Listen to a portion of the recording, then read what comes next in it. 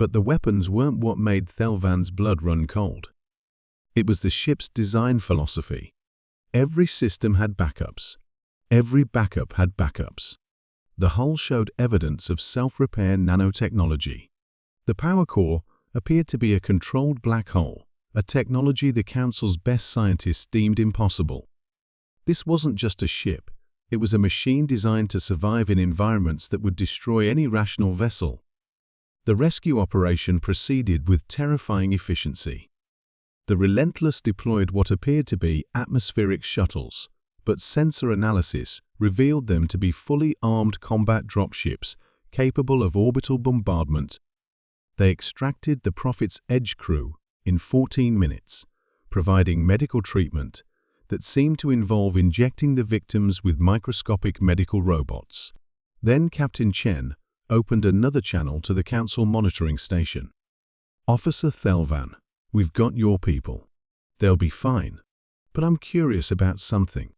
The human's voice carried an undertone that Thelvan's translator marked as predatory interest. This merchant ship was carrying surveys of Council mining operations in the outer sectors. Detailed resource assessments. Strategic mineral locations. Thelvan felt her secondary heart stop completely. The Prophet's Edge hadn't been a merchant vessel at all. It had been carrying classified intelligence gathered by Council scouts preparing for expansion into human-claimed space. "Captain Chen," she began, but the human interrupted. "Here's what's going to happen. You're going to inform the Council that their little scouting mission has been noticed. You're going to explain that humans don't appreciate uninvited guests in our space. And you're going to recommend that future Council operations maintain a respectful distance from human territory." The transmission shifted to a visual feed from the Relentless's bridge.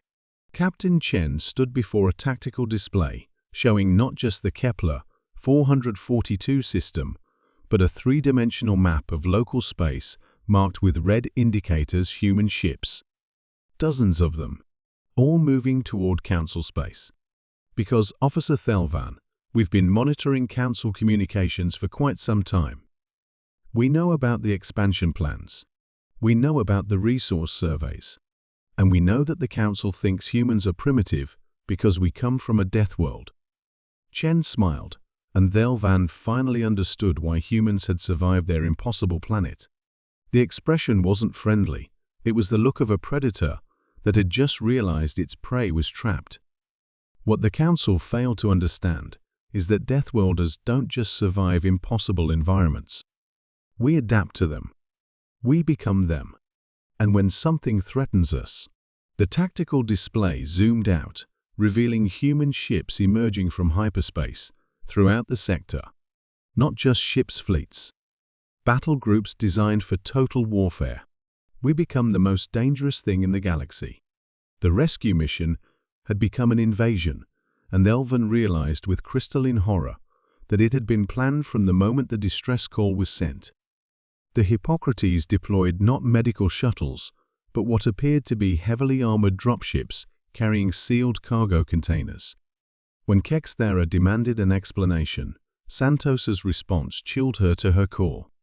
"Ambassador, your people created a bioweapon that got out of control. Our medical solution requires some aggressive preventative measures." The dropships landed in major population centers across 17 worlds simultaneously. The cargo they deployed wasn't traditional medicine. It was swarms of microscopic machines that immediately began altering the atmosphere of each planet.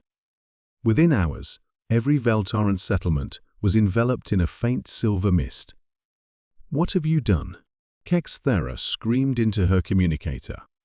Dr. Sarah Kim, the Hippocrates chief medical officer, answered with clinical detachment. "We've deployed adaptive nanomachines programmed to hunt and destroy your pathogen at the molecular level.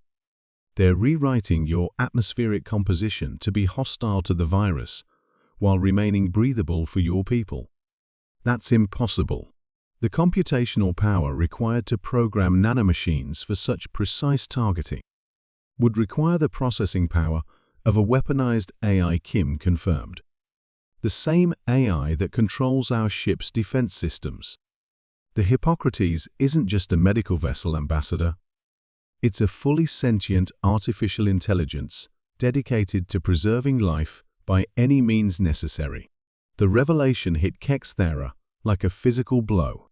Artificial intelligence was banned throughout the galaxy after the Silicon Wars had nearly extinguished organic life. Humanity hadn't just preserved the technology, they'd weaponized it and disguised it as medical aid.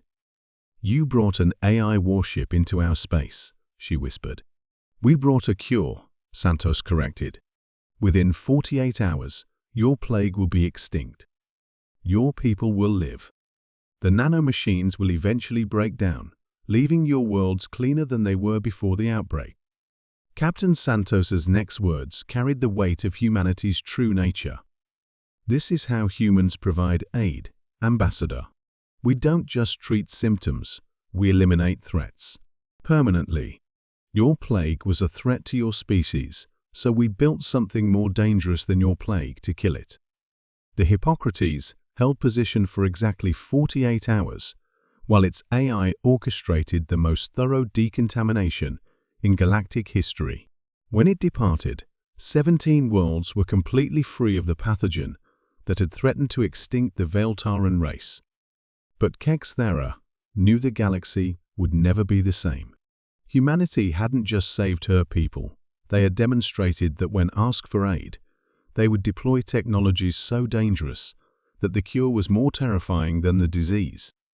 The message was clear: never, ever, put humans in a position where they felt they needed to help you. Because their help might be the most dangerous thing in the universe.